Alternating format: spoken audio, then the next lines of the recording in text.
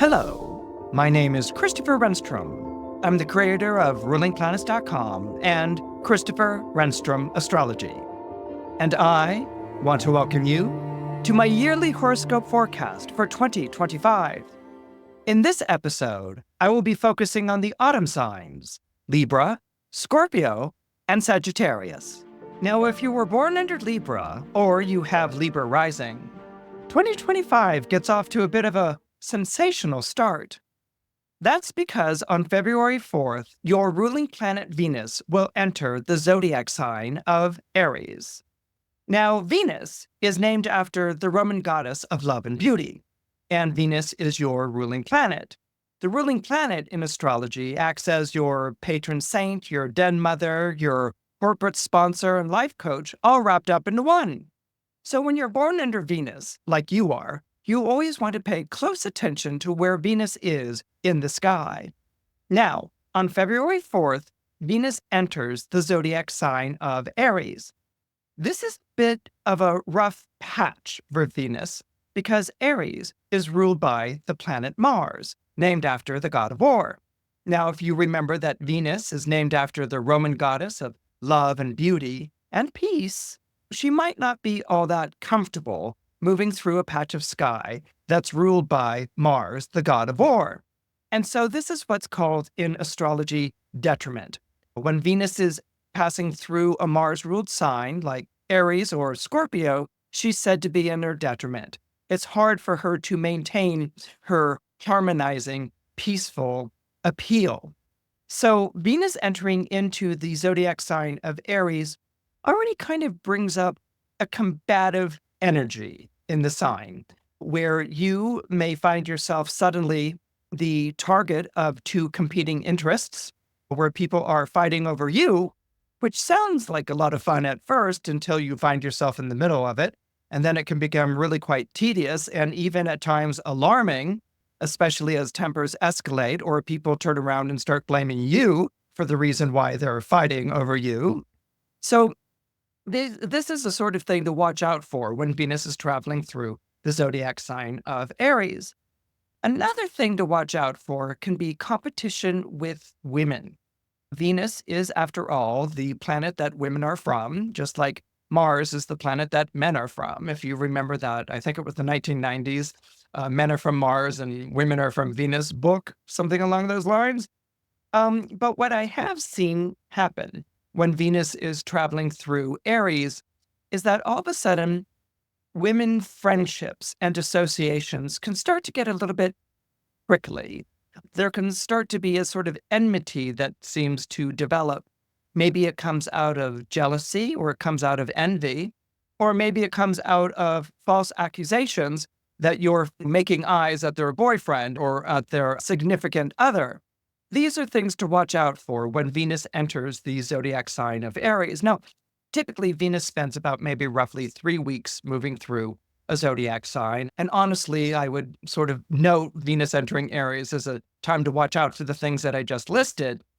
But the reason why this has an even more powerful significance for you is because on March 1st, Venus will turn retrograde in the zodiac sign of Aries. So what we have to keep in mind is that Venus is moving through a Mars-ruled sign, which can already be heated and potentially combative, either putting you in the middle of a fight or making you the target of competing interests. Venus, when she's progressing through the signs naturally, that is going from one sign to another, kind of like from one cosmetics counter to another in a department store.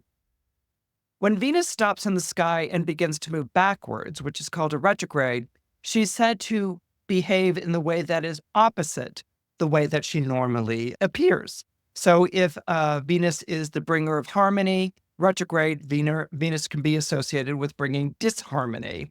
If Venus is melodic in the way that she gets along with people, when she's retrograde, she can become cacophonous. We combine that with Venus being in the zodiac sign of Aries, and this is what I sort of refer to as the telenovela Venus. Okay, Venus in Aries has a tendency to sort of find herself in these situations where people are battling over her or where she's breaking up a relationship or she's having her own relationship broken up, or she's crying with a friend and all of a sudden the friend is like, well, I always felt like we were more than friends. Can I offer more than just comfort? These sort of predicaments that one can find oneself in, or where exes reappear, where relationships veer off course, where there are wild and colorful and very dramatic misunderstandings with all kinds of accusations and insults being hurled at one another, or between you and maybe your spouse's or lover's ex, something along those lines. Gasoline gets thrown on the fire when Venus is retrograde during this period of time. So you could find yourself as really being the object of conflict. You don't mean to be, you didn't ask to be, but all of a sudden, fingers are being pointed at you and everyone's blaming you. And this is the sort of thing that it's very important for you to take yourself out of that situation, at least as far as you're concerned. Now, you may find yourself during this period of time when Venus is moving retrograde at the center of a lot of conflict. And so it's very important for you to keep your head during this period of time, because there's going to be a lot of tempers and a lot of flaring up of anger and a lot of people pointing at you and going, j'accuse. You're going to feel like maybe the fallen woman. Even if you're a fellow, you're going to feel like the fallen woman, the person who's up to no good, the person who's causing problems. And the simple truth may be, you may actually be going out with someone who wants to get out of their relationship, and now everyone's going to be blaming you for the failure of their relationship. And this is the period of time where you have to sort of refuse to wear the scarlet A and to say, no, this relationship is falling apart and they need to take responsibility for it. And I'm here as a friend or I'm dating and it's none of your business anyways. Right? So as you can sort of see where I went with that, a lot of your personal life can suddenly feel like it's become other people's business and they get to say all these sorts of things about you. And if this isn't going on in a romantic way, it could be going on with friendships, with associations, with business associations, where all of a sudden, everyone's pointing at you and saying, it's your fault, and at that moment, refuse to wear the scarlet letter, refuse to wear the scarlet A. And in true Venusian fashion, put it back on them, which is, no, I'm not going to take the blame. I'm not the invited guest to a tar and feather party. You take care of your own business and stop projecting it on me. All right. So now people might not really hear that. They might continue doing it anyway. But it's really important during this period of time that Venus is retrograde that you be in your own corner. It's going to be up to you in true Libran fashion to keep a dispassionate and even an objective, fair-minded eye. All of this is probably going to continue until about April 12th. That's when Venus comes out of retrograde. And she comes out of retrograde in the zodiac sign of Pisces. So as you can imagine, Venus changed signs there. And so with Venus retrograding back down to the zodiac sign of Pisces, this probably is going to involve even more iffy and questionable circumstances. And you may be experiencing more and more ammunition being thrown at you, even more and more insults and accusations levied at you. What will be nice is that Venus comes out of retrograde on April 12th. And that might be where you get a little help from other people. Other people may be coming to your defense, other people explaining the situation, maybe even a person who started the misunderstanding in the first place coming forward and saying, I was the one who started this misunderstanding in the first place. Now, on April 30th, Venus re-enters Aries. When she re-enters Aries almost immediately after, on May 2nd, Venus forms a conjunction to Neptune in the zodiac sign of Aries. What this is kind of saying is that if you did find yourself in a telenovela situation, or if you did find yourself in a situation where you were caught maybe on the back stair regarding something, this is actually where it comes forward. And this may be actually where you say, yes, it's true. He is my boyfriend, or something along those lines. And the person who was maybe not so much on the same page as you is going to stand up for it as well. So this may be where it comes full circle and you hold your head high. And even though it's brought about disastrous or challenging circumstances for other people, the truth still remains the same. You maybe perhaps had gotten involved with someone in which there was no more love in their relationship, and the person decided to go with you, or you left one company to go to another company, or maybe you were the hiring person at a company who hired someone else away who was very talented and everyone was, screaming at you. And now you're going to just come forward and say, okay, well, yes. And this person's talented and now they're going to be working with us. Okay, so this is where with Venus coming back into Aries, you're taking full ownership of whatever that energy brought forward and you're not backing down from it. This begins a very fascinating period of time for you in 2025. We have two things taking place that are going to be impacting you directly, Libra. We have Neptune entering the zodiac sign of Aries, which is your opposite sign, on March 30th. And then we have Saturn entering the zodiac sign of Aries on May 24th. Let me go ahead and break that down a little bit. Aries is your opposite sign in astrology. So in other words, if you count 6 signs away from Libra, or if you count 6 months away on the calendar year away from Libra, you will arrive at Aries. That's because Libra is the zodiac sign associated with the autumnal equinox, and Aries is the zodiac sign that's associated with the spring equinox. Now, a lot of times, and in a lot of different astrological books or texts or things along those lines, you'll read that you're supposed to be partnered with your opposite sign, that Libras do best with Aries and Aries do best with Libras. That's not really true, all right? What got confused there was the idea of a 7th house. The 7th house, which is opposite the 1st house, is the house of partner. It was known as the spouse house. This is your partner, or it can be a business partner or someone that you are tied to legally in some sort of regard. Over the years, what had happened is that it just sort of got seen as the opposite house. And that's why the sign that's opposite yours was said to be your partner sign, that if you're born under Cancer, you're going to partner with a Capricorn. If you're born under Leo, you're going to partner with an Aquarius. In some cases, this can happen. But more often than not, what I've seen is that those relationships can be very sensational. They can be very out of great attraction and magnetism towards one another. But like the phrase, opposites attract. But at the same time, just because opposites attract, they don't necessarily stay together. And so opposition signs, unless they're supported by other things, can be very brittle and they can fall apart. So let's come back to this idea of Neptune entering Aries, which is your opposite sign, followed by Saturn entering Aries in May, which is in your opposite sign. What I want you to keep in mind here is that they are entering your solar 7th house, all right? So the solar 7th house is the house, the spouse house, the house of partnership, the house of the spouse, the partner, the business partner, the person that you're going to create a bond with that is legally holding. It's any sort of legal contract that binds you and another person. The difference between a spouse and a lover is that you are legally bound to one another. Your property is bound to one another as you set up a household. Or if you go into business with someone, there's a contract that binds you to that person.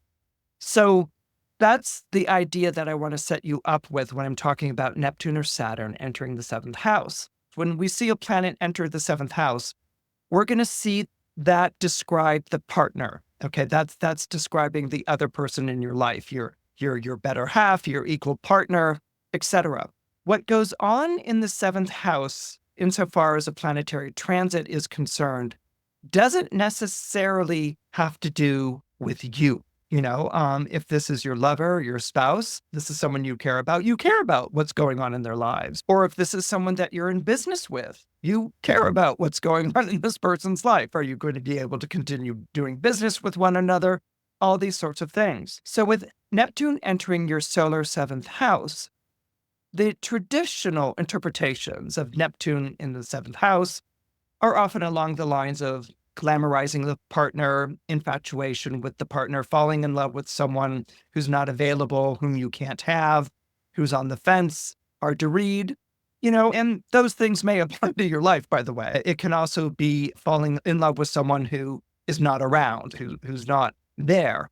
Other things that I've seen happen with Neptune going into the seventh house is that there can be a deep ambivalence on the part of the partner as to whether they want to be in the relationship or not.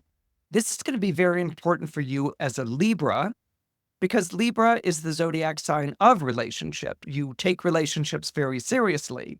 Librans are more often than not happiest in a relationship than not in a relationship. And so with Neptune entering into the seventh house, there could be this feeling of, if you're single, that this person is longing or yearning for something else. That maybe they're talking to you about feelings of not really feeling there, not feeling really committed, that they want something else. And then, of course, when you press for specifics, they're not really clear on what they want. And as a Libra, a sign that identifies with relationship, you'll often put yourself in the position of being the person who takes care of the relationship, the person who looks out after the relationship. And so this might start to put a bit more of a burden on you. Like, how do you talk someone into staying who's talking about maybe leaving, but it's got nothing to do with you, but they feel sort of wistful or they want something else? So being a Libra, you might start off being diplomatic about it. Let's talk about these things and where these feelings come from. And as it continues, as the person continues to sort of be 1 foot in, 1 foot out, or even nebulous, you might sort of adopt a, maybe I should give this person their own space type of thing. And if that continues, it might even go in the direction of, you know what? Maybe you should go out and be with other people or leave, or we should end this because I don't want to hold you to something if you don't want to be here. That's not going to unfold right away, but that's a possible interpretation of what's going on here. Another one is that this person may be very infatuated with what they're supposed to be. In other words, this person may have a very strong vision of what they're supposed to be. If you're dealing with a male partner, because Aries is one of the 3 signs of the father, that might be an issue here. Like, your male partner may have a very strong idea of who he's supposed to be, of what is supposed to be successful, and he may feel very far away from that. So your partner may be going through a period of time where they're longing for status symbols that are espoused by people that they know. This is what Neptune in the solar seventh house can do. It can bring in this feeling that the partner feels at sea or lost, and that they're kind of like reaching for things that are aspirational. But the question is the aspiration coming from them, or is it really coming from a feeling of what they should be doing?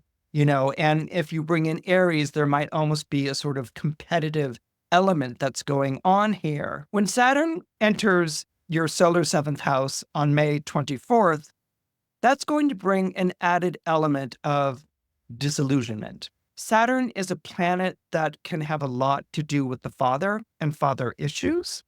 And it's traveling through a zodiac sign, Aries, which is one of the 3 zodiac signs of the father. So what this can bring out is a very strong father complex that's going on here, where the partner may be feeling like they're not living up to their father's expectations, or where the partner is blaming the father for not having set them up right in life, or not having supported them, or not having given them approval when they needed it. So needless to say, you might be dealing with a lot of psychological issues during this period of time with your partner. Is that your partner may feel like there's been an obligation or a responsibility put on their shoulders that's coming from the family, or maybe even a previous family that they were involved in, that there are issues of their own fatherhood that are being questioned. But you may be dealing with a partner who maybe has a separate family, and that family's issues are now infiltrating or becoming a bigger deal in your own life. So these are things that are also possibilities to sort of give you little bit of a spectrum with Saturn entering the seventh house. What I have seen is periods of time with Saturn in the seventh house in which a relationship may be coming to an end or a relationship is overburdened. Heavy burdens can bring an end to a relationship. Heavy burdens can also bring people together, but you're not going to be brought together in an easy 1, 2, 3 steps. This is how we solve the problem way. Saturn transiting through your opposite sign or the solar seventh can be shouldering with your partner a time of difficulty and burden. And that can actually bring you together in the way that the two of you work with one another to solve the problems, to work through the issues, to be in one another's corner. This is not dooming you to being single or without someone or anything along those lines. What it's saying is that this may be a period of time in which a partnership either collapses because there's so much weight or burdens or difficulty, more things going against it than for, or a period of time where the two of you come closer together and you really wind up being in one another's corner. But that would take a year and a half or 2 years to play out. If this is signifying a period of time in which you are relationship free or without a relationship, this may be a period of time in which it's really important to get to know yourself and what you want in a relationship. A lot of times we can go from a relationship to another relationship to another relationship, and we keep encountering the same patterns. We keep encountering the same type of person. We keep encountering the same types of issues. And that's because relationships will naturally pick up where the previous one ended. Okay, so if you're going out with someone and it doesn't work and you end a long-term relationship and you start going out with someone else, if there were 2 weeks in between the end of one relationship and the beginning of another, 2 years or 10, you will pick up exactly where you left off, which is why for an air sign like Libra, it's kind of nice to have a timeout period or a period of time in which, now that doesn't mean, you're not seeing anyone. You can see people, but a time in which you're not really leading with relationship. You're more sort of maybe checking out merchandise or spending time by yourself. That's not a bad thing. Saturn is a planet that's often connected to reflection or a retreat from. And that's another thing that I've seen happen, that Saturn in the seventh house can be a retreat from relationships, of not being in them. And that can be by choice.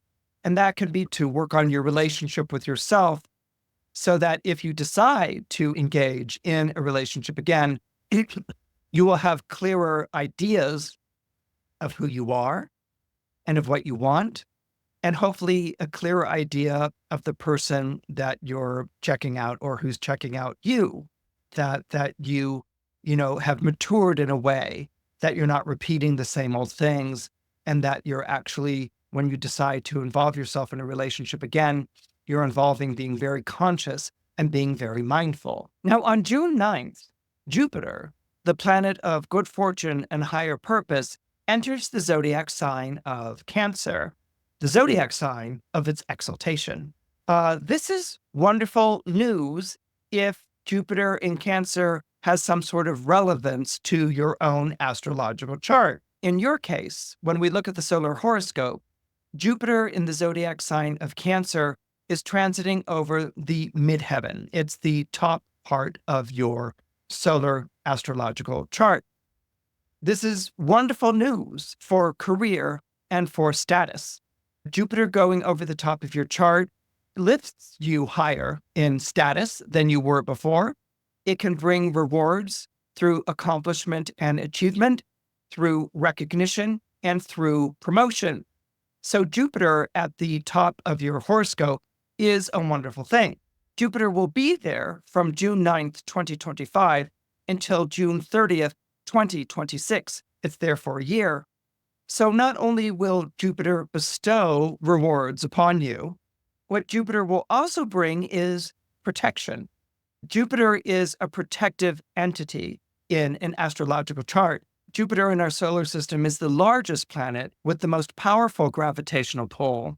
Jupiter will bring into its orbit all the meteorites and asteroids and planetary chunks and ice, and they will all crash into Jupiter because they're drawn there by Jupiter's gravitational pull, and they won't really get past Jupiter to the other planets where they can collide and cause all these sorts of disasters.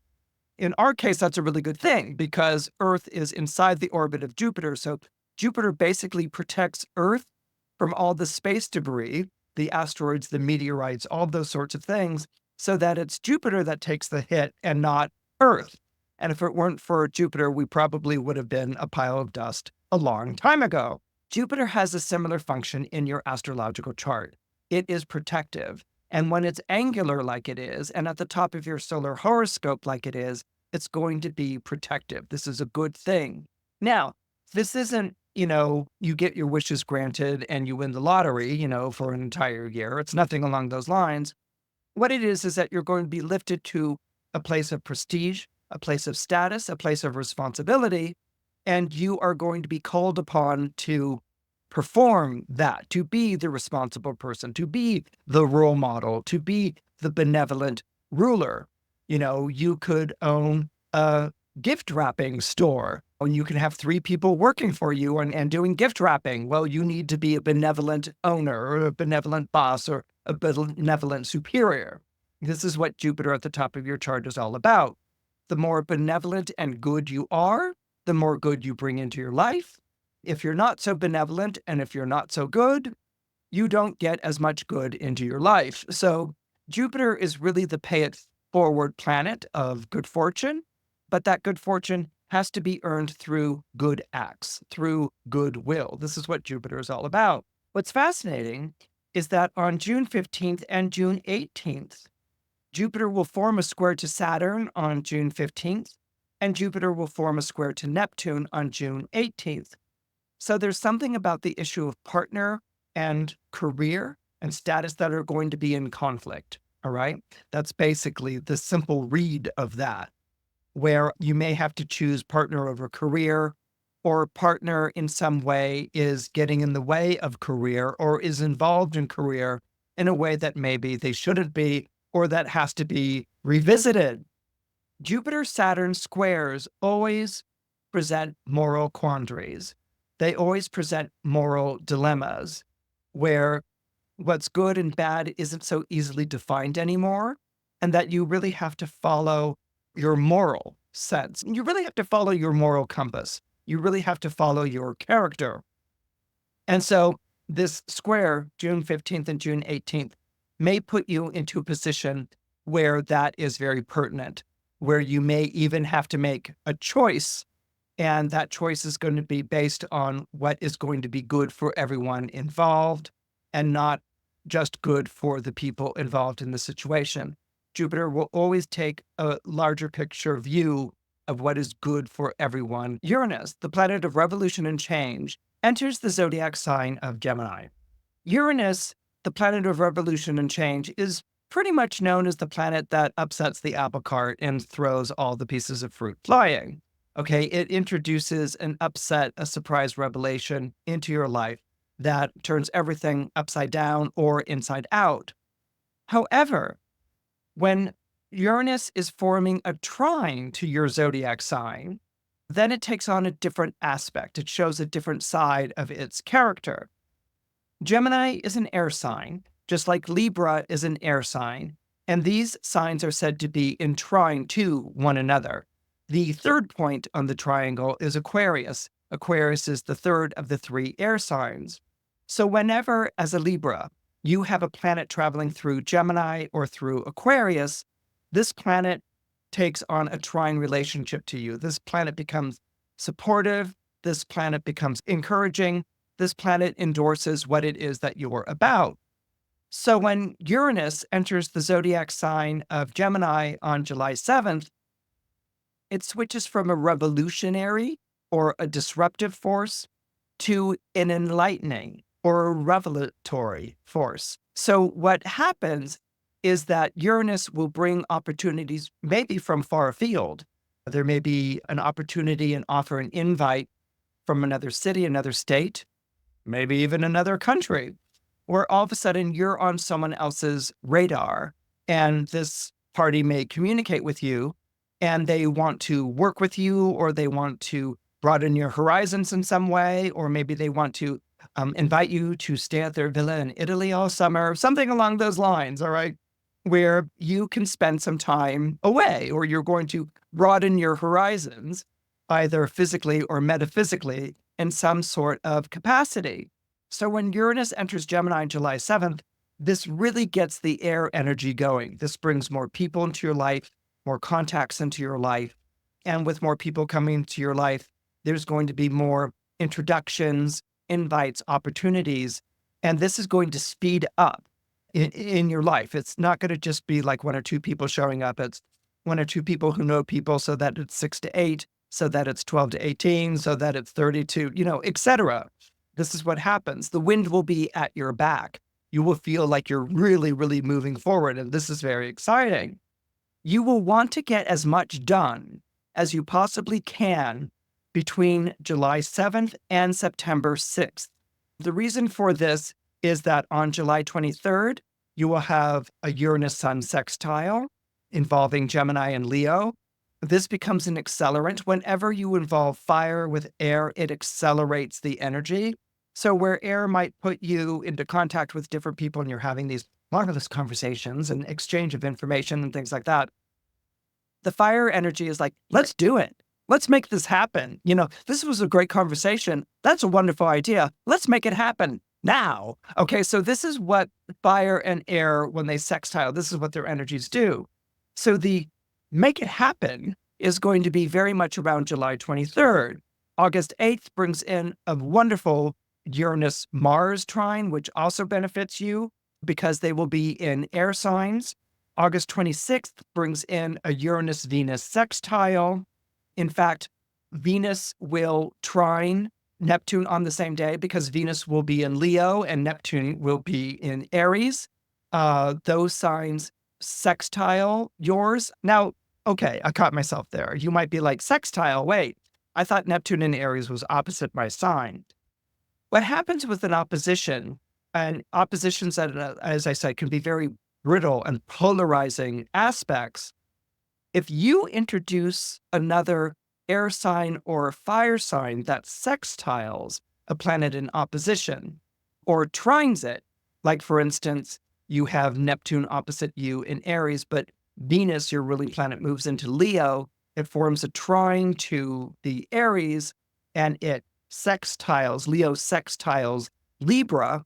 What happens is that it breaks up that opposition energy and it turns that opposition energy around to working for you.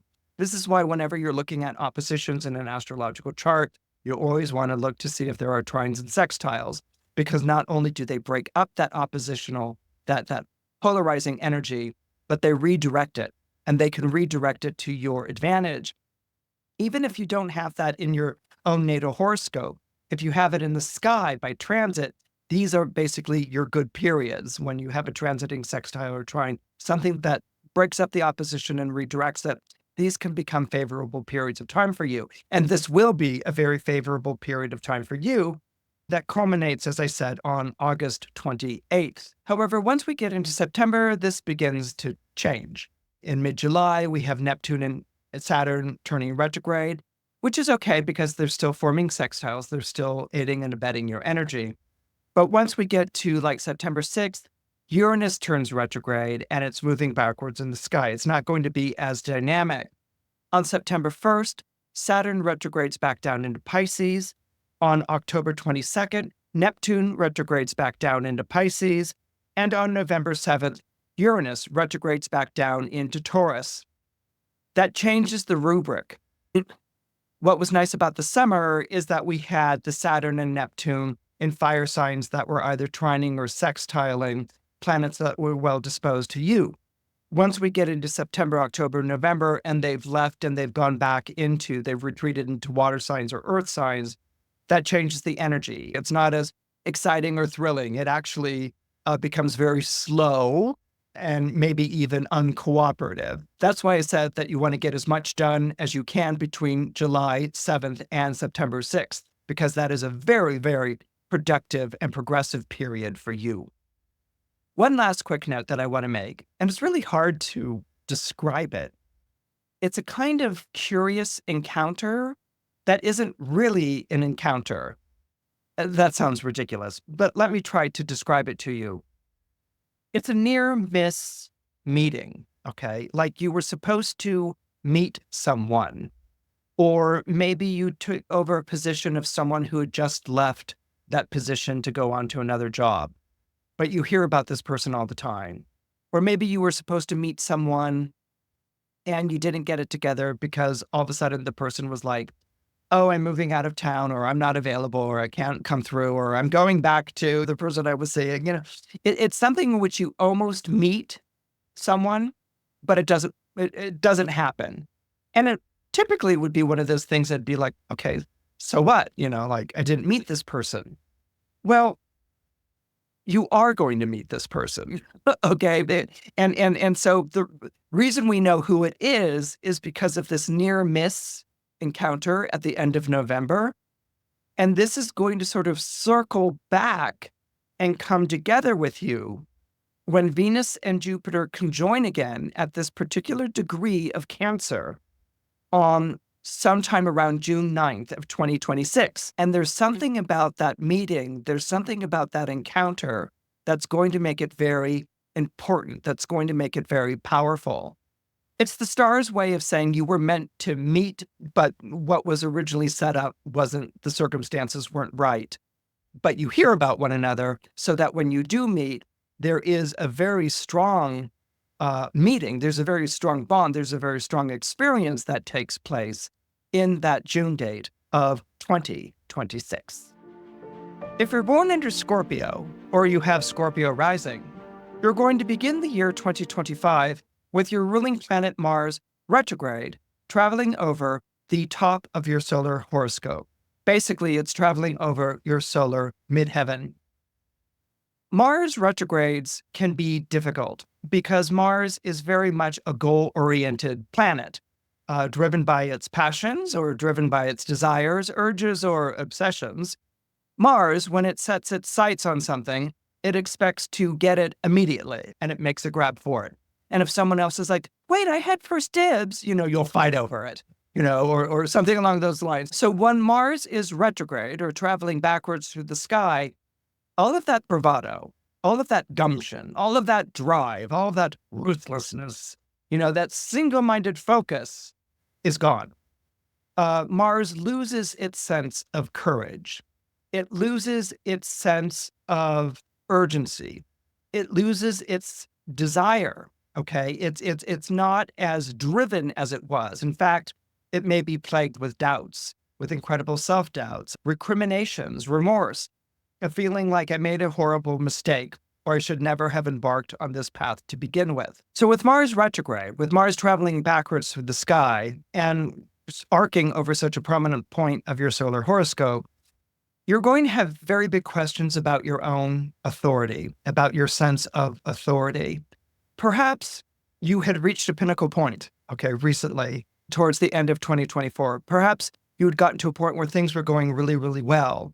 And then Mars turned retrograde and the wind went out of your sails. You didn't feel as confident. You felt like you had lost your lead in some way.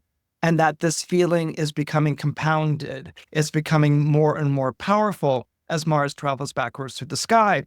Another element that's playing into all of this is a Mars-Pluto opposition. This is important for you because as a Scorpio, you're one of the few signs that has two planetary rulers. Your two planetary rulers are Mars and Pluto.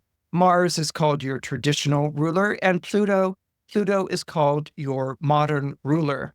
Now, on November 3rd, 2024, Mars was in Cancer, opposite Pluto in the zodiac sign of Capricorn. However, what made this even more powerful is Mars was at 29 degrees Cancer, opposite Pluto at 29 degrees Capricorn. Oppositions are breaks, okay? It's a very brittle, it's a very polarizing energy. They're different from squares. Squares are combative. When you have an opposition, it can be a split.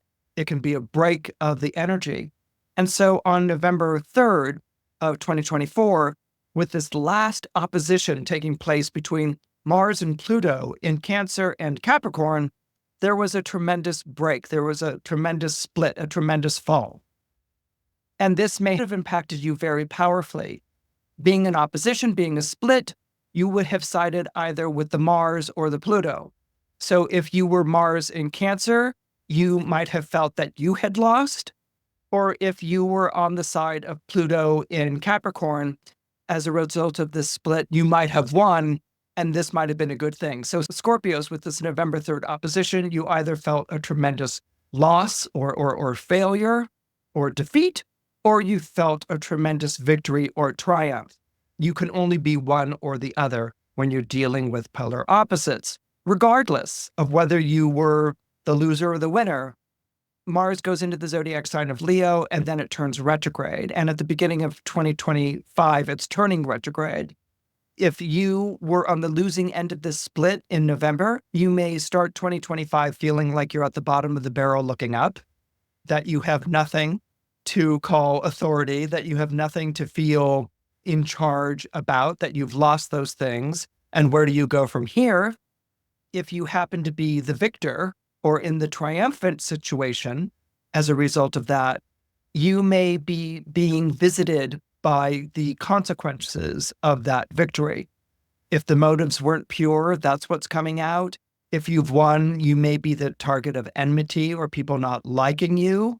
Or it could be another idea. It could be now you're the object of false friends, that people want to befriend you now that you're the victor, and they want to befriend you and help you along your ways. You may be surrounded all of a sudden by flatterers or something along those lines. What it gets back to is this feeling of being out of touch with your authority. Maybe you lost your touch. You get what you wanted, but getting what you want isn't always a good thing. And now you're dealing with the consequences of that. But let's go with this issue of authority. As a Scorpio, you struggle with being in charge. All right. On one hand, you really want to be in charge. You know what to do. You know exactly what to do. And you being in charge is a good thing. But you're not always comfortable sitting in the driver's seat. You could feel too exposed. You could feel like maybe you're not ready. And those things, which are part of the natural interior landscape of a Scorpio, become exacerbated. They become exaggerated when ruling planet Mars is moving backwards in the sky. And you may all of a sudden feel like you're not up to it. Or if you did a downward spiral as a result of that split I was talking about, it was well-deserved because you had no business, being so hubristic, sort of thing. Or if you won as a result, you may suddenly really question your own ability or your own capability. And this is what the retrograde motion is going to bring out. You will be flooded with feelings of insecurity and with inadequacy and self-doubt. And of course, the Marsy response to that would be, get over it. It's like, buckle down, get in your own quarter. Don't take this crap from anyone, But Mars is retrograde, so you're taking the crap, okay? The crap is coming up through, and you're feeling very enfeebled and very weak and very second-guessing yourself. And that's not a good place for a Scorpio to be, because that can start to lead you to do preemptive strikes or to, Scorpios have a tendency when they're feeling this insecure to either lash out at people, to show them that I'm still in charge, I still have my stinger, or Scorpios can retreat. They can retreat into a watery depression or into a watery melancholy where they just don't want to talk to anyone about their insecurities. Okay. I mean, other signs are all open about talking about their insecurities. They'll even lead with them. They'll be like, I'm so insecure about this. What are you insecure about that? Scorpios don't want to talk about their insecurities. Okay. It's a Mars ruled sign. It's like they're not interested and it's none of your business. But they also don't know how to deal with insecurity when their ruling planet Mars is traveling backwards in the sky. And so what you kind of need here is a friend, not a false one or a flatterer, a friend, someone who understands that you went through a tough time and is there for you, and that you feel like you can bring out your doubts and your insecurities. And a person who's not going to be a cheerleader, who's going to be like, come on, this isn't the Billy that I know. Billy's stronger than this. Billy's tougher than this. Come on, Billy, get back up. Dance, Billy. No, but it's not that, or someone who's going to prop you up. It's going to be someone saying that you can share those insecurities with, and a person who gets it because they know you and they listen to you instead of trying to make you feel better or solve your problem. This is what you need during this period of time. This retrograde lasts until February 24th. Then Mars turns direct and you'll start to feel your confidence return. But we're still dealing with Pluto-Mars oppositions. The first one is on January 3rd, and then the second one will be on April 26th. And with the Pluto-Mars opposition, it's talking about authority, how you exercise authority, and how are you wearing that mantle. The first opposition may be feeling like, I'm not wearing this mantle and I want to get rid of the driver's seat and this isn't working. So by the time that we come with the following Pluto-Mars opposition on April 26th, you're feeling more secure with it. You may not feel completely confident. You may feel more like, you're walking the walk and talking the talk until you feel more grounded in yourself. But you're in a better place by the time we get to that opposition, that concluding opposition on April 26th. But we have some lovely things that are happening between that January 3rd and that April 26th date that I talked about. On March 19th, there will be a Sun-Neptune conjunction at 29 degrees Pisces. It's the last degree of Pisces. And then on March 27th, there will be a gorgeous Venus-Neptune conjunction taking place at 29 degrees Pisces. This is wonderful because Pisces is a water sign just like you. The water signs are Cancer, Scorpio, and Pisces. Whenever you have a planet in one water sign forming another aspect to a planet in another water sign, that's called a trine. And trines are of the nature of Jupiter. They are harmonious, they bring good fortune, they bring support, they bring endearment, they bring bonding, they bring restoration. With this Neptune-Sun conjunction taking place on March 19th, followed by a Venus-Neptune conjunction on March 27th, this brings a restorative energy to your horoscope, where you may have felt depleted, where you may have felt wounded, where you may have felt deprived or deficit. This brings up the brimming waters again. And the energy of water energy is emotional, it's refreshing, it's restorative. It's not a get tough energy. That's, it's not a, I mastered my problems and my fears and, I'm on top of the, that's not what water does. Water is like a beautiful, lovely sleep. You lay your head down on the pillow and you have this gorgeous sleep, and maybe you have these wonderful dreams. But when you wake up from that sleep, you feel refreshed and you feel restored. So this is the energy that's going to be coursing through your horoscope through March. It's going to be very restorative of what had felt burnt or what had felt hurt. This is augmented by a beautiful sextile between Saturn and Uranus, which will be taking place on April 4th. Saturn will be at 24 degrees Pisces, but Uranus will be at 24 degrees Taurus. Taurus is an earth sign, and earth and water sextile one another. In traditional astrology, the four elements were split into two genders, masculine and feminine genders. The masculine signs were the air and fire signs, and the feminine signs were the earth and water signs. So the masculine signs were aggressive and assertive, and the feminine signs were more passive and receptive. Well, things have kind of changed since then, and the terms that we like to use nowadays are more along the lines of yang and yin, where the masculine signs are more the yang, more the expressive, the assertive, fiery, heated, and the feminine signs are more yin. They may seem passive or receptive, but they are methodical, they are strategic, and these are the natural planners.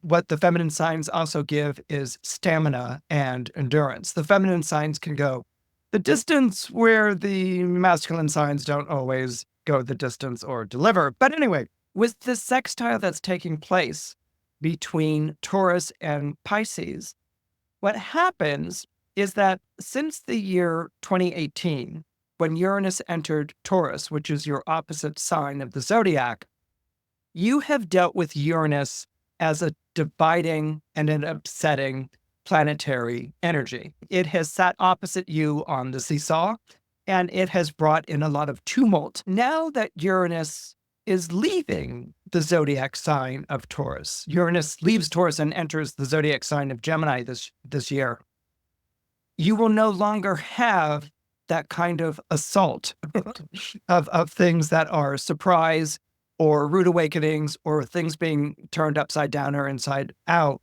You won't have that kind of assaulting energy. But before Uranus leaves, as signified by this sextile between Saturn and Uranus on April 4th, it's going to make right by you, all right? We already talked about how water energy can be a restorative energy, and we talked about those aspects in Pisces taking place. But also what takes place with Saturn forming a sextile to Uranus. This sextile between Saturn and Uranus, it doesn't put the pieces back together again, but it gives you pieces that you can align in new ways, okay? And it's not new like this is fresh and different and you're heading down a new path. You can align them in new ways. In other words, the pieces may be familiar bits of information. It may be familiar associations, relationships. What this Saturn-Uranus sextile brings is looking at someone in a different way, looking at a situation in a different way, in a way that is both conclusive. You may feel like, okay, this person did me bad, but now I sort of understand why they did it. I don't agree with it, but I understand why they did it or what was going on. It may be a difference in perspective or point of view. But with this final sextile that's taking place here, it allows you to make peace with it, to not be held back or hurt or wounded by this. It allows you to make peace with it and to move on. It's a really beautiful and intricate sort of energy. On April 4th, it also happens to correspond with a Saturn-Mars trine, with Saturn at 24 degrees Pisces and Mars at 24 degrees Cancer. And so what this puts me in mind of, it's the end of a Shakespeare comedy where there have been all these twists and turns and outrageous things have happened. We've come to the end of the play, and it's the time when truths are disclosed, disguises are revealed, and when lovers are reunited. All right, this is what happens at the end of every Shakespeare comedy. And this is what I feel happening in your own life during this period of time, where things come together, things are explained, things make sense, and where you may still feel an ache or hurt, but you haven't been broken and you haven't been devastated. So there can be a feeling of reunion, there can be a feeling of refreshment, and there can be a feeling of restoration that's going on during this very beautiful and this very profound time. The next big planetary aspect that I see taking place for you is Jupiter entering the zodiac sign of Cancer on June 9th. Cancer is a water sign, just like Scorpio is a water sign and Pisces is a water sign. So Jupiter, the planet of good fortune and higher purpose, entering the zodiac sign of Cancer is going to be important to you. It's important to you because you are linked to Cancer by shared element, the shared element of water. So that good fortune, that sense of higher purpose, is going to be spilling over into your life beginning on June 9th of this year, and it continues until June 30th of 2026. Now, Jupiter is the planet of good fortune and higher purpose. And that's a wonderful combination. I mean, it's something that people always celebrate when Jupiter is going through a part of their chart that has something to do with them. Jupiter going through your sign is always a wonderful thing. But something that's almost as wonderful is Jupiter going through a zodiac sign that forms a trine to yours. So Jupiter is exalted, meaning most powerful, in the zodiac sign of Cancer. Cancer, as I said before, trines your own sign, which is Scorpio. So what Jupiter's going to do is that it's going to bring this sense of belonging that's been missing from your life, okay? It's going to bring this sense of belonging, this sense of bonding, and this sense of intimacy. Maybe it's a reconnection with your family. Maybe it's a reconnection with old friends. Maybe it's you connecting with a community on a very profound and loving and permanent basis.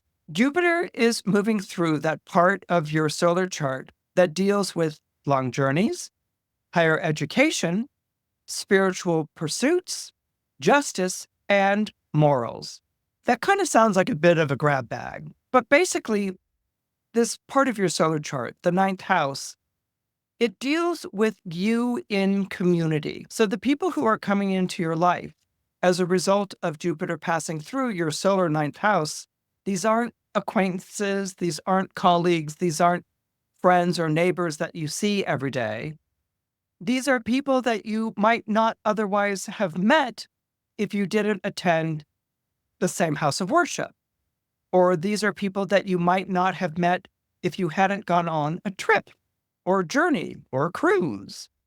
These are people that you might not have met if you hadn't all signed up for the same course. And these are people that you form bonds with because of your common interests, because of your common spiritual beliefs, because of your common morality, or because of your common humor.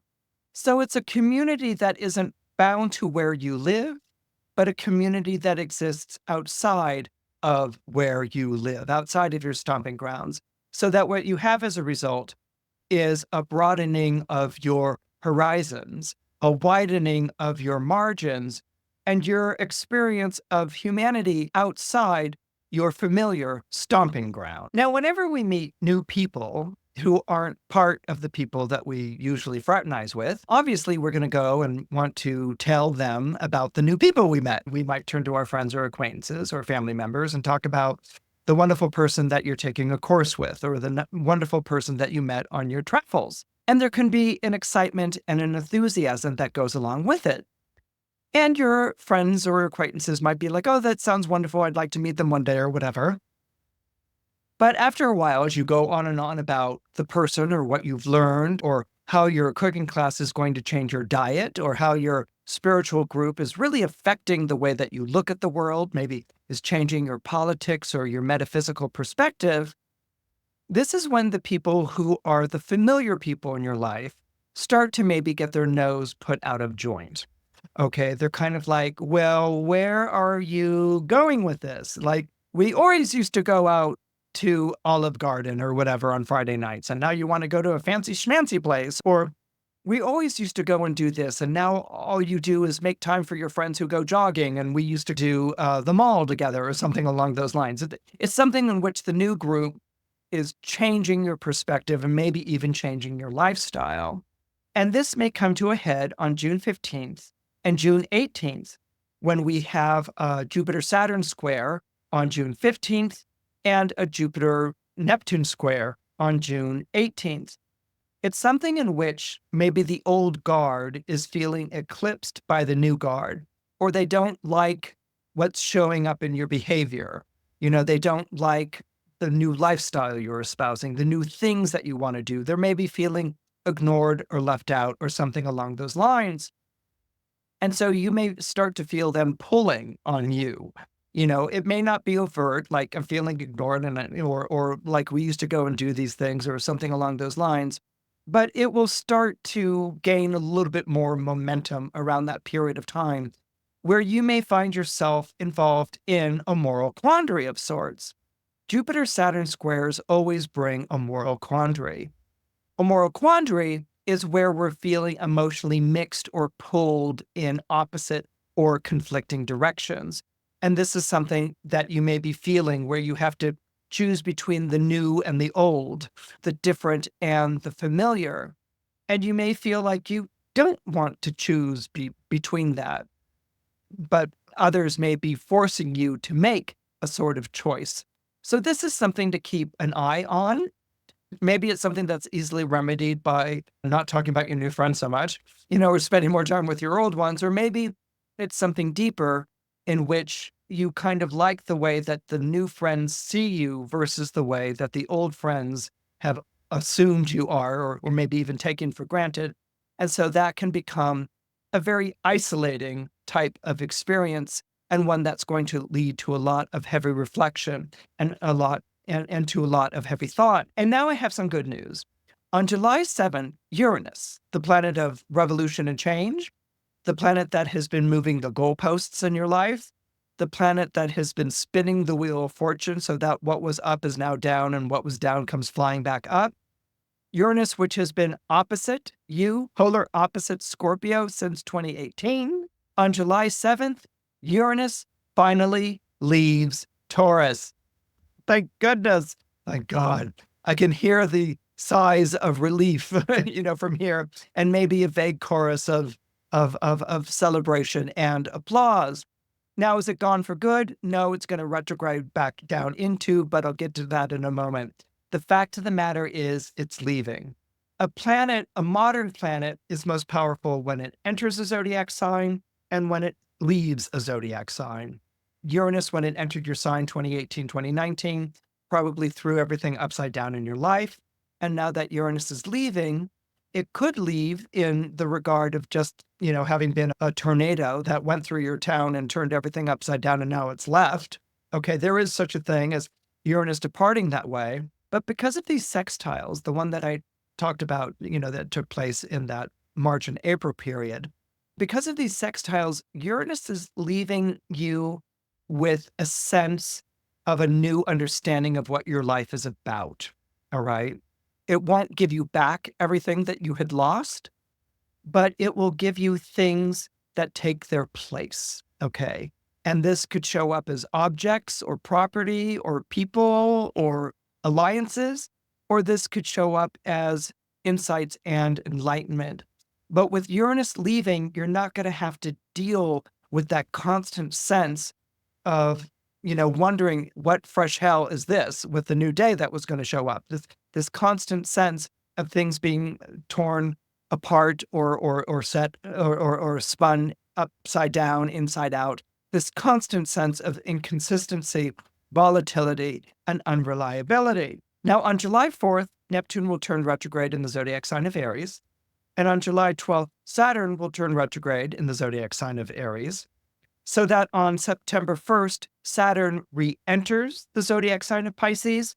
And on October 22nd, Neptune re-enters the zodiac sign of Pisces. What they're here to do is bring fulfillment and conclusion. Okay? They're here to bring about the last chapter of their journey through the zodiac sign of Pisces, to sort of end the book, to end the story that you've been living since about I would say about 2012, when Neptune first entered Pisces. So this should be a very fulfilling emotional time. We talked before about the end of the Shakespearean comedy where things are made right. Here, it's a sense that everything has settled into place in you, that you're almost being granted a very quiet or silent strength. You're being granted a very quiet or a very silent confidence. And this is a result of all the trials and tribulations that you've been through, especially in the past 4 years. And what this sets up are these two really beautiful departing grand trines in water. On November 17th, Saturn in Pisces will form a trine to the Sun in Scorpio, which will form a trine to Jupiter in Cancer. So each one of the 3 points of the triangle of the water signs are going to be impacted on this November 17th date. This is followed by November 22nd, which is Saturn in Pisces forming a trine to Mercury in Scorpio, forming a trine to Jupiter in Cancer. That's November 22nd. So this beautiful water trine on November 17th and this beautiful water trine on November 22nd, it really brings a profundity and a depth and a strength to you unlike anything you've ever had before. Again, this could be This could have something to do with a relationship, a love relationship that you're in. This could have something to do with a creative pursuit. This could have something to do with, at last, something coming to an end, something that had been very long and drawn out. But what it gives you, Scorpio, is a centeredness. It gives you a centeredness in yourself. When one of your ruling planets is Mars, there can be a lot of emphasis that's put on struggle. There can be a lot of emphasis that's put on fighting for what you want, fighting to defend what you have, that things have to be a struggle. One of the things that Scorpio can struggle with is peace of soul. Scorpio, because of the Mars and Pluto rulerships, can have a lot of Sturm und Drang. It can have a lot of soulful tumult.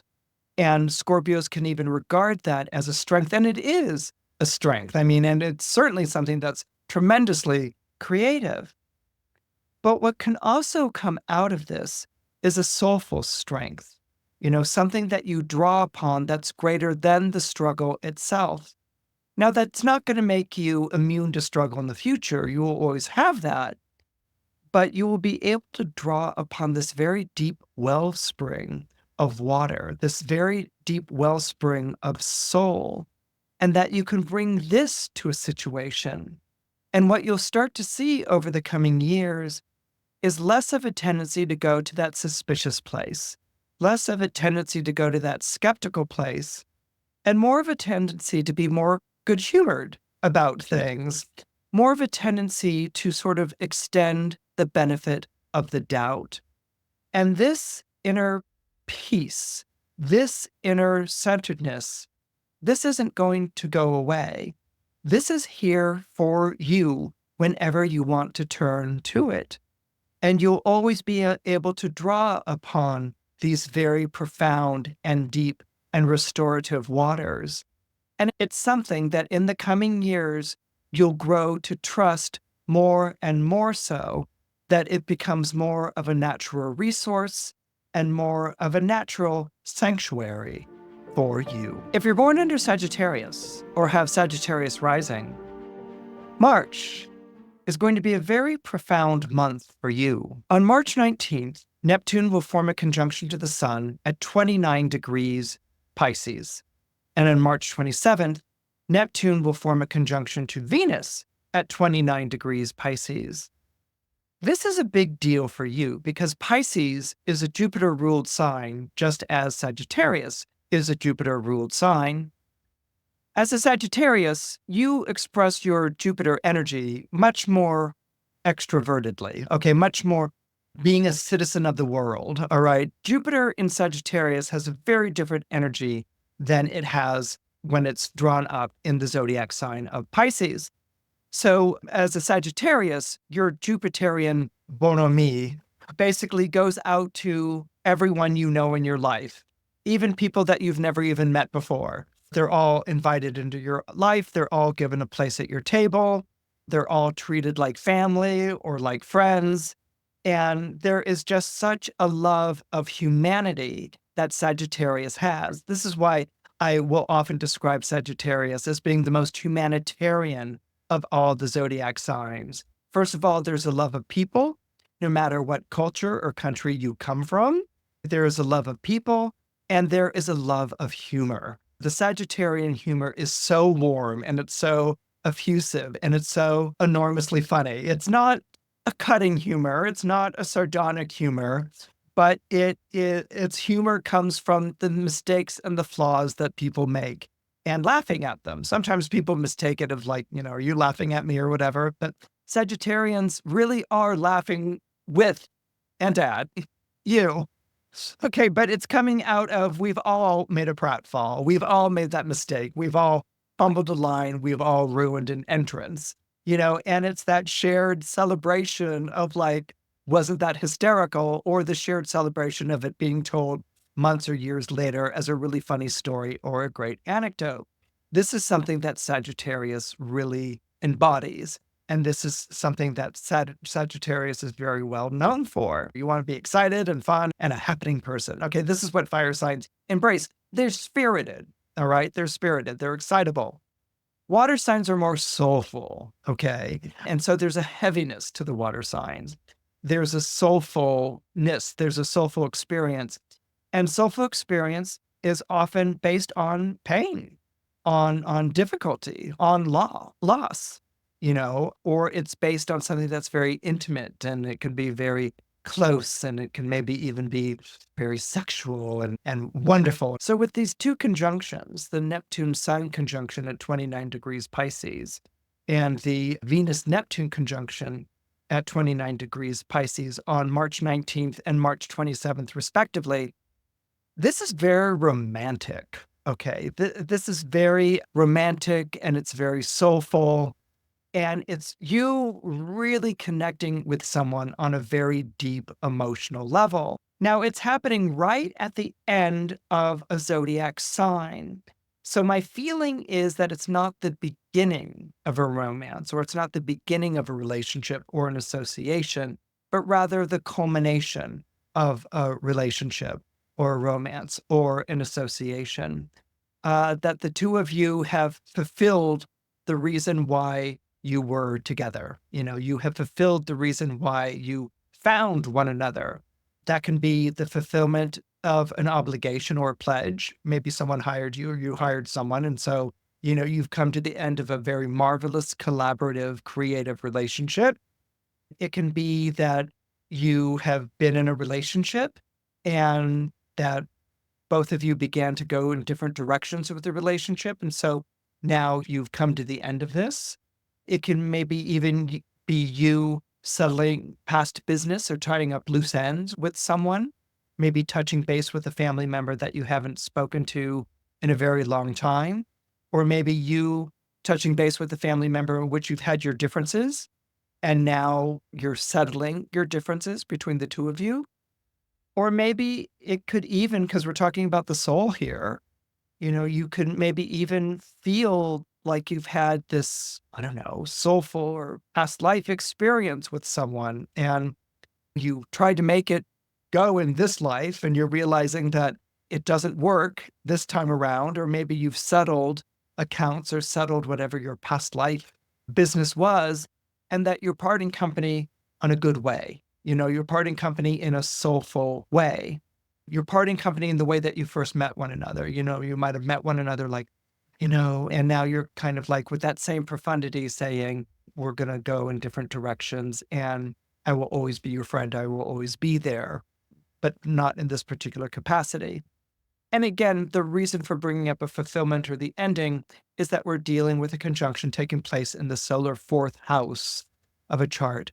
And the solar fourth house, the fourth house, deals with home, family, roots. So as I was saying, it could be bringing to an end or tying up loose ends with a family matter or roots matter. And with this blending of Sun and Venus and Neptunian energies, it's a love that has more to do with forgiveness, with letting go, with compassion and sympathy. It's that sort of a loving cycle than it is a getting together or I found the love of my life type of thing. So this is like a really sort of wonderful ending to what has been a long and very rich and enriching personal voyage. This sets us up for a total change of energy in your horoscope that begins on March 30th with Neptune entering the zodiac sign of Aries. So with Neptune entering the zodiac sign of Aries, what's going to happen is that it's going to form a trine, a natural trine to your sign, which is Sagittarius. And this is going to be wonderful for you because it's fiery energy and not watery energy. Okay, there is a profundity to water, there's a sensitivity to water, there's an intimacy to water, there's a heaviness to water, there's a melancholy to water. You've had a lot of that water energy in your life since about 2012. So now that these planets are moving on, Neptune enters Aries on March 30th, and Saturn enters Aries on May 24th. You get this fire energy. It's no longer heavy. It's no longer melancholic. It's no longer depressed. It's spirited. It's excited. It's stirring like a flame. Okay, so all of a sudden you're going to be really sort of stepping out of what has been a heavy, soulful period into a very light, bright, and spirited period. And this is wonderful for a Sagittarius. What this is going to do is that it's going to empower your energy. It's going to enliven your interests.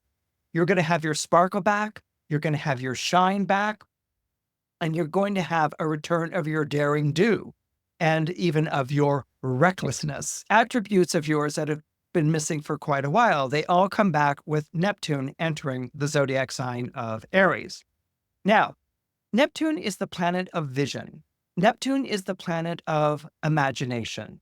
All right. Neptune rules over our dreams. Now, it's not the dreams that we have every night when we go to sleep, the dreams that make little, if any, sense and that we try to interpret in the morning. Neptune doesn't rule over those dreams. Those dreams belong to the moon. Neptune rules over the dream you have of yourself. Neptune rules over the dream you have of your future.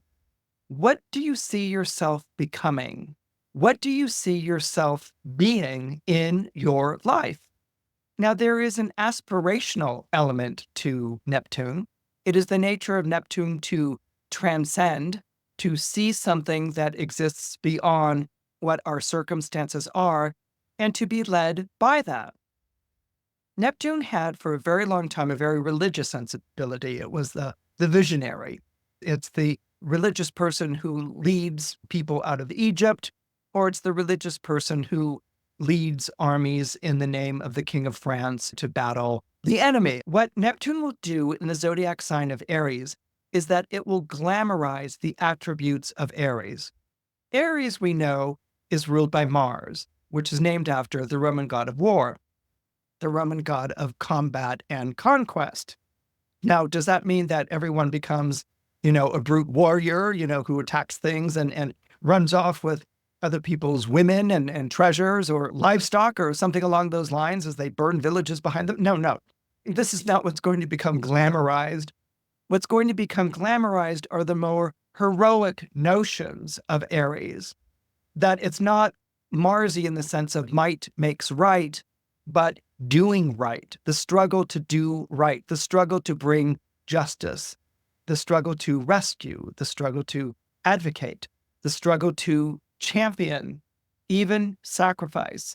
These are the attributes that are associated to Aries. Aries was connected to chivalry, which was connected to the knights of King Arthur's Round Table. King Arthur is a mythical figure from the history of England, and King Arthur pulls a sword out of the stone and becomes the rightful new ruler after a period of time in which no one knew who the true ruler was or whom to follow. King Arthur, as a boy, pulls the sword out of the stone and lifts it, and guided by the prescience and the wisdom of Merlin, becomes a significant civilizing force in the history of England, associated to both good governance and to spiritual quest or spiritual pilgrimages. So with the Knights of the Round Table, King Arthur gathers around him his version of the apostles. These are the knights who do good through the kingdom, who spread the word of King Arthur's good justice and vision of the world. And these knights go on different quests. They go off and fight dragons. They go off and retrieve grails. They go off and solve the riddles of green knights who come from pagan societies. They go on all these sorts of adventures. Some of them come back, and some of them don't. They just keep going. But anyway, what we're talking about here is a vision of a better world. Okay, a vision of a world that is ruled by morals, heroic conduct, by character. And these are things that are going to really start speaking to you again after years of you feeling unable to answer the call. What you're going to feel as Neptune is in the zodiac sign of Aries is you're going to feel that tug of a higher purpose again. You're going to feel like your life has meaning again. Now, because Neptune will be entering Aries this year, and then it leaves again at the end of the year and makes its true entrance in 2026, this is a period of time in which you're going to be feeling more of a yearning or more of a longing, and a sense that there's something outside there in your future that's calling to you. And that could very well be the future, that there's a future you that is calling back to who you are and where you are right now, and that you want to answer that call. And this is going to be a wonderful thing. Aries is a very romantic sign, or at least when Neptune is going through Aries, it can be very romantic and very romanticized. And the fire signs are natural romantics. They love to romanticize. They love to rhapsodize about the different adventures and the different experiences that they have felt. So as Neptune in Aries calls you forward, it calls you into being that person that you've always dreamed of being. Again, this isn't about ambition. This isn't about achieving goals. This isn't about accomplishment. This is about living a good life. This is about living a good life, a life that you are so happy with yourself, and you are so happy with the people in your life, and you're so happy with the people that you meet in your life. That's what this is about. And this is where Neptune really works with Jupiter. Jupiter is your own ruling planet, but Pisces has two ruling planets, which are Jupiter and Neptune. And so there's always been an association of Neptune with Jupiter. And where Neptune works with your own Jupiterian impulses is that it's working with you to spread goodwill through your life into the lives of others. Jupiter's big rule is basically pay it forward. If someone has done you a good act, you do someone else a good act in turn. Not as reciprocity, not as reciprocal or doing a favor or getting in good with someone. Some stranger whom you've never met before has done you a good act, and now you're going to turn to another stranger and do them a good act. And so this is Jupiter's way of spreading goodwill into the world. With the Neptune in Aries, you're going to be drawn to do that. You're going to be drawn to stand up for people who can't stand up for themselves. You're going to be drawn to champion or advocate for people, and you're going to be drawn to the more chivalric attributes, which go much further than holding the door open for ladies or anything like that. It's really working to benefit someone else, and maybe even through occasions of sacrifice. What you also have here is this call to be the fullness of who you are. That could appeal to you as an athlete or an artist to be the best that you could possibly be. That could appeal to you on a moral level of being the best person that you could possibly be. That could appeal to you on a spiritual level of going out into the world with no idea of what you're looking for, but knowing that what you're looking for, when you find it, is going to really speak to you. Sagittarians are all born with this knowledge that there's a burning bush out there somewhere in the world that's waiting for them to discover it. And this is something that you're going to feel more and more with Neptune in the zodiac sign of Aries. Now, as I mentioned before, Saturn enters the zodiac sign of Aries, and Saturn enters the zodiac sign of Aries on May 24th. Saturn, you're probably quite familiar with because Saturn has been squaring your zodiac sign for the past 2.5 years. Saturn is the planet of tests, trials, and tribulations. Where Jupiter is more forthcoming and more giving, Saturn is more withdrawn and withholding. Saturn tests us by making the road ahead difficult, by introducing obstacles into our path, by introducing problems, by introducing paradoxes, by even bringing in detours and delays. Those are all associated with the planet Saturn. But when Saturn enters Aries, that means Saturn will be in a fire sign, and it will be trining your own personal Sagittarian energy. So where Saturn may have been a figure of obstacles, detours, and delays, always introducing some kind of difficulty or fly in the ointment, in a trining position, what Saturn does is that it gives you endurance. Saturn gives you perseverance. Saturn gives you discipline. Discipline is very much a Saturnian word. Discipline is about building your physical muscles. If you lifted a weight, and if you continue to do weightlifting, you can lift a heavier and heavier weight. You build strength. Discipline can be about building your mental muscles, your mental focus. Discipline can be about, okay, this was really tough for me today, but I'm going to keep at it so that I can clamber over that wall, or so that I can solve that problem, or so that if I find myself in a situation where I don't know what I'm doing, I have a discipline. I have these skills that I have developed over a period of time that I can bring to the situation, and that will lead me through this situation. So discipline is more than being made to do things that you don't feel like doing, okay?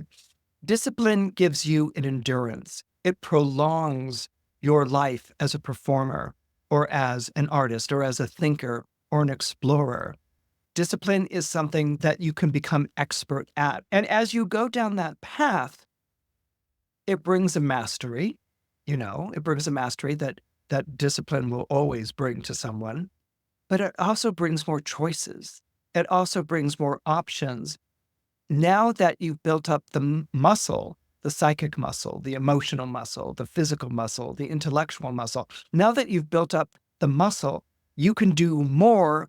And doing more isn't just doing more of the same thing. Doing more can be doing more, branching out in different directions, or playing variations on a theme. All of a sudden, this becomes exciting in a way that just being good at something can't match.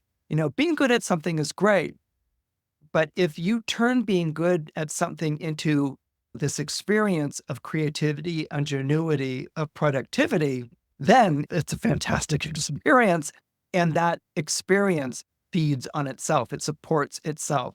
It grows more and more exciting. It grows more and more productive. The other major planetary aspect that will be taking place this year is that your ruling planet Jupiter will enter the zodiac sign of Cancer on June 6th. And what's special about this is that when you use the system of planetary dignities, you know that Jupiter is exalted, meaning the most celebrated in the zodiac sign of Cancer.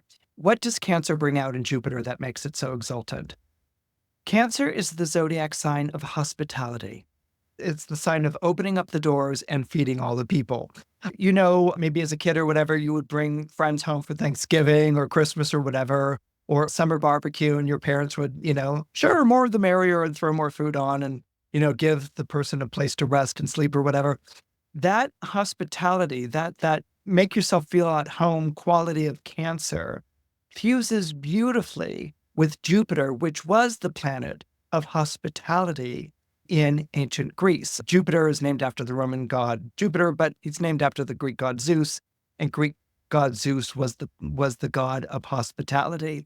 Zeus believed in xenia, which was guest friendship, that if someone was shipwrecked on your shores or abandoned, you didn't leave them, you brought them into your home, and you bathed them and you sheltered them and you gave them food.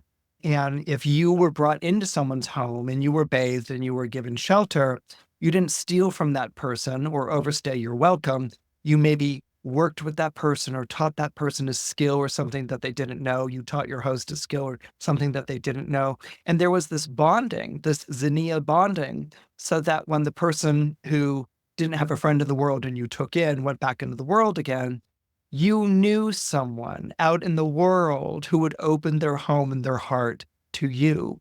So xenia was based on this idea of unifying people from different cultures. In the case of ancient Greece, it was different islands, but different cultures, different places, and affirming a common humanity, and a common humanity through hospitality, through opening up your doors to someone else. So this is why Jupiter is exalted in the zodiac sign of Cancer. It creates a home for those who don't have a home. It turns people from foreigners into friends, no matter how different their background, no matter how different their culture. This is the expanding, inclusive influence of Jupiter as a planet in astrology. Jupiter will be in the zodiac sign of Cancer from June 9th to 2025 until June 30th, 2026. And so this hospitality, this feeling of belonging is going to be very important, very powerful for you. You may experience it with people opening their doors, their hearts, their minds to you, people you've never met before, people who might not have had any reason to do it. And you yourself may respond to people who might be on the other side of a political divide or from a different culture, different belief system from you. And you yourself may welcome them into your life. What's also going to be interesting about this is that Jupiter is moving through a part of your solar chart, which is referred to as the eighth house in astrology. The eighth house has a bit of a dark reputation because it's associated with death, and it's associated with inheritances and things that you inherit upon the death of someone else. So the eighth house has always been a little bit of like, ooh, I don't want anyone dying on me or something like that. The other thing that the eighth house was associated to is secrets, usually sexual secrets or psychological secrets, taboos, things that have happened, wounding experiences that one feels like they can't talk about, or that they've suffered this emotional or psychological wound that they will never get over. That's also something that's been associated with the eighth house. Jupiter passing through this particular house in the sky has a couple of different interpretations, has a couple of different effects. Let's say you were wounded psychologically as a child or as a person. Let's say you've experienced a trauma in your life. Jupiter in astrology was also the liberating god. In Greek mythology, when Saturn swallows each one of his children because it's prophesied that he's going to be overthrown by one of his children, and so he swallows them and they reside in his stomach, Saturn's stomach. They are imprisoned inside Saturn. It's Jupiter who's secreted away by Saturn's wife, Rhea, and raised until he can become a warrior hero.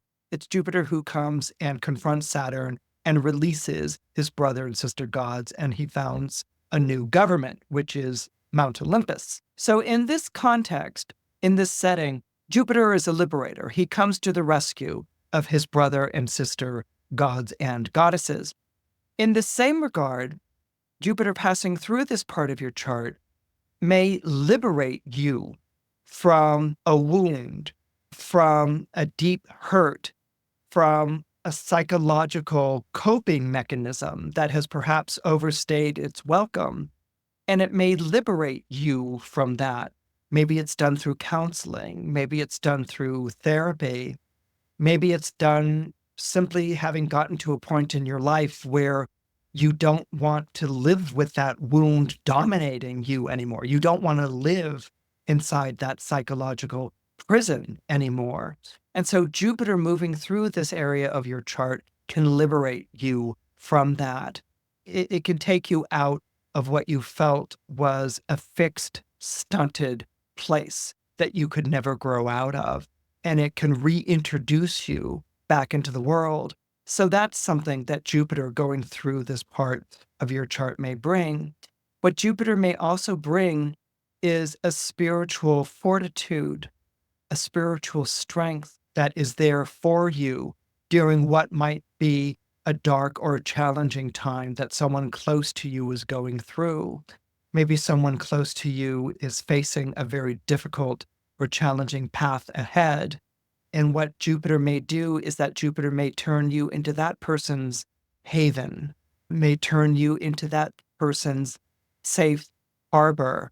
And Jupiter may give you the strength to do that. Not the strength of having the answer or giving the person boosting words or praise or anything along those lines, but Jupiter may give you this feeling of being that person's sanctuary in some way. And the two of you may engage in a very profound journey together and a very profound experience of being with one another, which is not a typical day-to-day experience. It may be a very spiritual experience. It may be a haven when things are difficult. It may be a place of safety where things are threatening, but it may be something in which you and this person come together and it becomes this very powerful, this very profound experience that enriches both of your lives.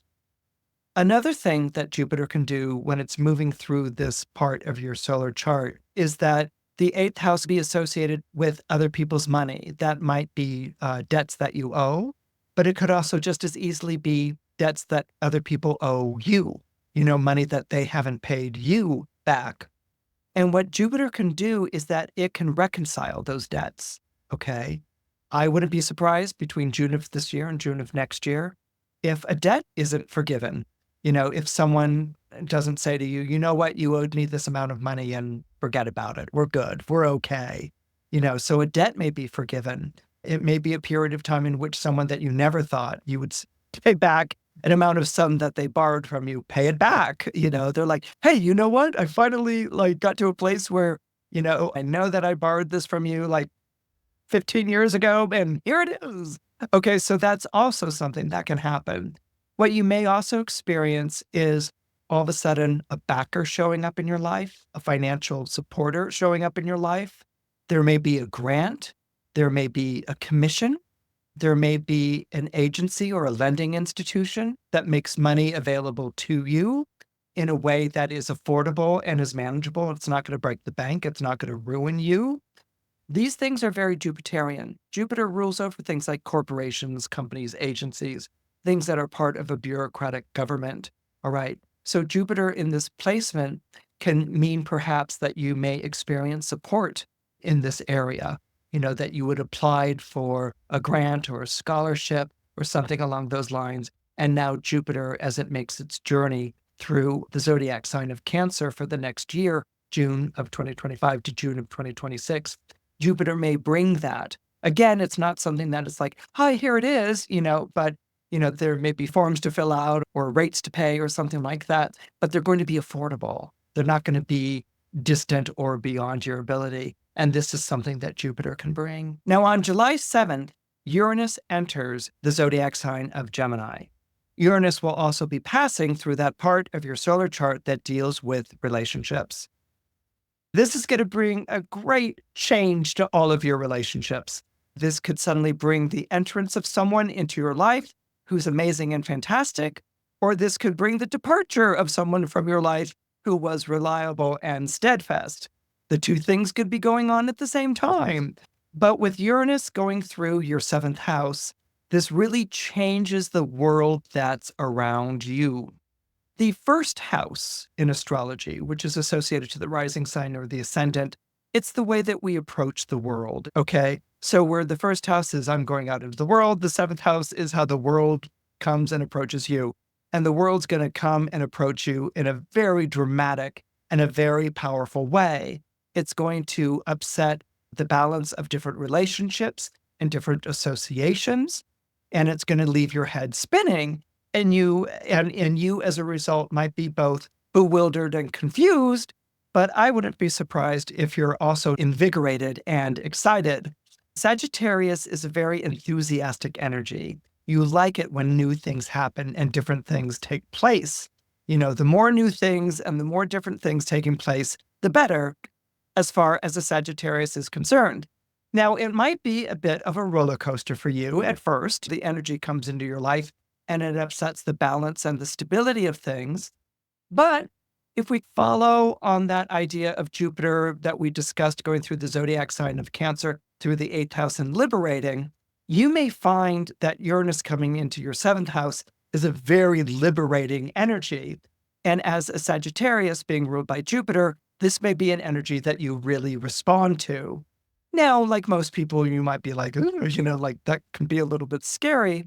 But what I want you to know is that once you get into the groove of it, it's kind of like the first time you jump off a high dive or you go skiing. It's scary, but then once you do it and you land in the pool or the bottom of the hill, you're ready to go again. That roller coaster looked really scary, but I'm ready to go again.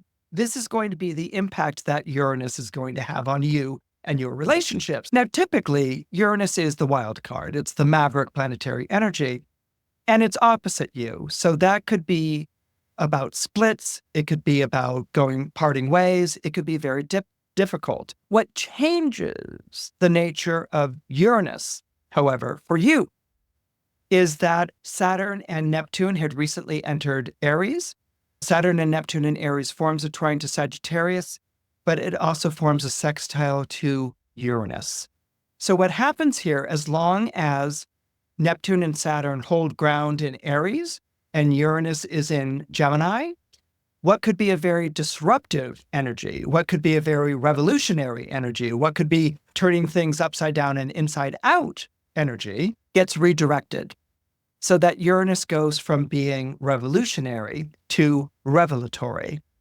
Uranus takes on a more benign aspect because of its sextiles to Saturn and Neptune in Aries. Instead of upsetting things, it's going to say to you basically, well, this is what you have to upset, or this is what you have to change if you want to move in this direction in your life. So it's almost like you're getting a flight plan translated to you. It's almost like you could see an intelligent design at work. It's not just disruption and upset. It's like, here's a disruption, but there's a meaning to the disruption because it's going to lead you in this path that you wanted to go down. So what you're going to recognize is meaning in something that could be distressing.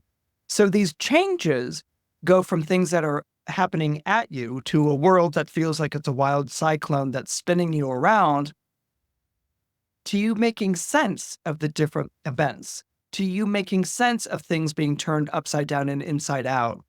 You'll have a natural sense of the ridiculous. You'll have a natural sense of the absurd. So not only does that maybe give you a moment where you can laugh and feel comfortable with it, but at the same time, you can make sense of it. Okay, it appeals to your mind. You can make sense of it. Not only do you discover that there's meaning in things being rearranged so dramatically, but you can see where it's going. And that's going to open up that exploratory energy of yours. So this change won't be seen as just distressing. It will also be seen as exhilarating and illuminating.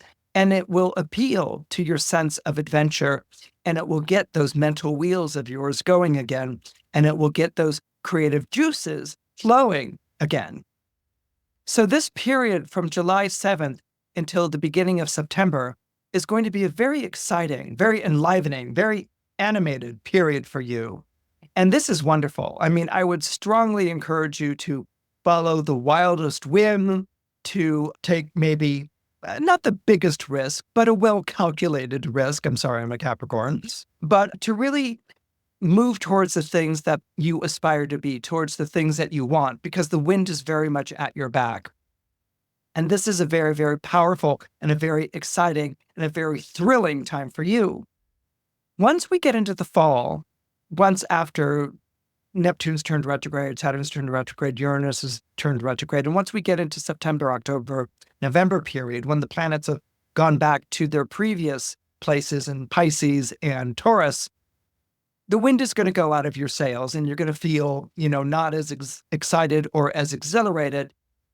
But Jupiter still plays a prominent role. Jupiter is still forming trines to those planets that are in Pisces and a sextile to Uranus, which is now in Taurus. Cancer and Taurus form a sextile to one another.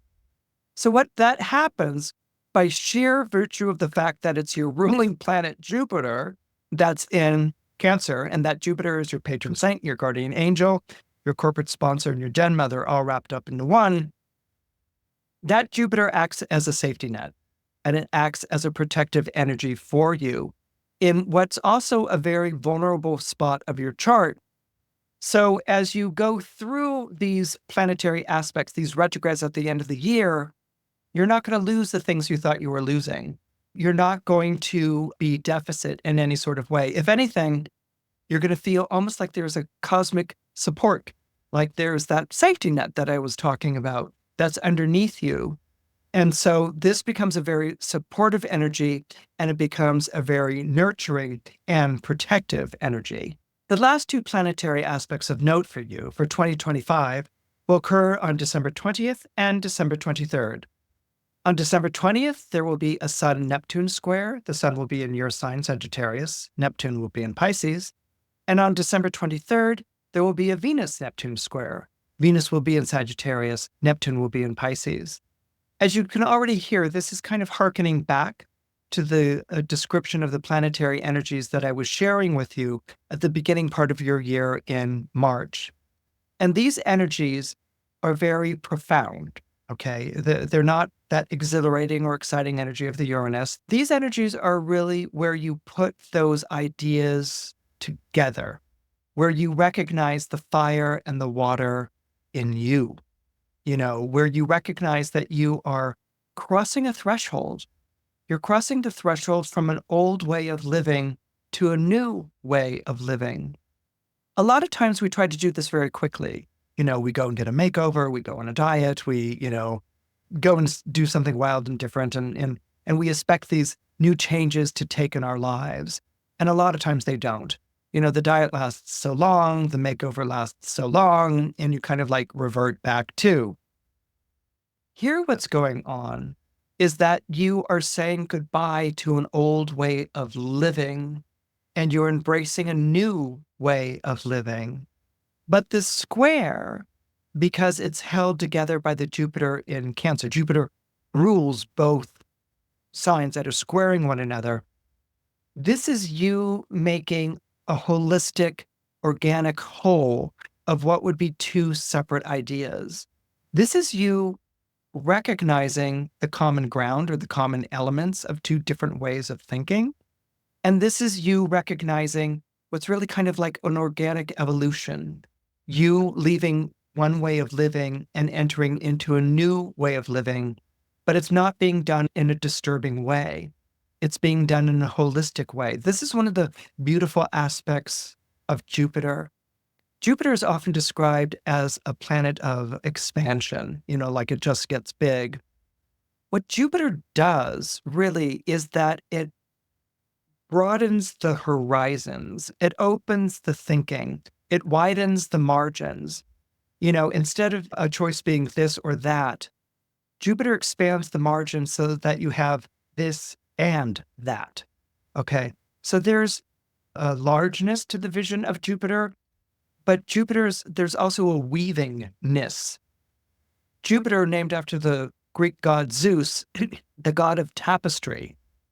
And it's where we get our democratic principles. Zeus also introduced to us democratic principles, that there wasn't going to be a king or an authoritarian person in power, but that a society was going to be ruled by the people in it. And in order for a society to be ruled by the people in it coherently, you had to respect and listen to the different points of view. You had to respect and listen to the different cultures, the different backgrounds, the different religious beliefs, the different genders, the different ages, the different places where those people were coming from. So the democratic principle that was embodied by Zeus wasn't a respect of differences. It wasn't based on segregation. It was based on integration. And the image that was used for this was weaving, that you would take the different strands, you would take the different threads, you would put them on the loom, and that you would weave these threads and these strands together so that not only did the different threads become stronger, in a tapestry, but the different colors introduced a polychromatic way of looking at the world that wasn't based on black or white or this or that or me against you, but it was finding that tapestry of common humanity, and this was what Zeus represented. And it's this idea of weaving together the different threads, the different strands of your life experience and seeing them coming together, not homogenized, but eclectically, kaleidoscopically in your life. This is the mindset, the heart set, the soul space that I see you occupying at the end of 2025 as you step over the threshold from your previous life and enter into your new one, which is just beginning and is going to pick up speed and momentum once we get into 2026.